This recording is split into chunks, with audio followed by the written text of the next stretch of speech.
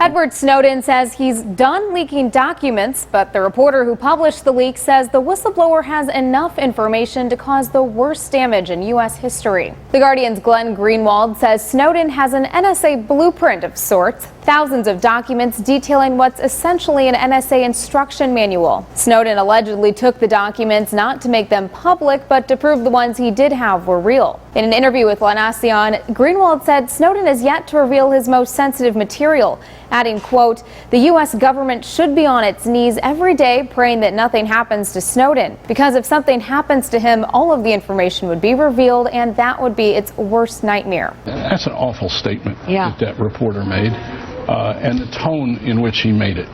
It's one thing to say that Mr. Snowden possesses some information that could be harmful. Following widespread backlash, Greenwald later clarified his comments weren't a threat, arguing had Snowden wanted to harm the U.S. government, he easily could have. The Washington Post's Sheila Weller disagrees, writing, "Snowden's assertions, especially those made through his sponsor/mouthpiece journalist Glenn Greenwald, seem more like threats, even blackmail, than extortion to the conversation about government overreach that he claims to want to start." Greenwald's latest comments come days after Snowden briefly emerged from hiding to announce he wanted asylum in Russia. Russian President Vladimir Putin has warned Snowden to stop leaking U.S. secrets if he wanted to continue his stay in Russia, a condition Snowden said he'd be willing to meet in exchange for asylum. Russia says it hasn't received that request. Meanwhile, the White House is still trying to extradite the whistleblower on espionage charges. For Newsy, I'm Elizabeth Haganor, and multiple sources, a broader view.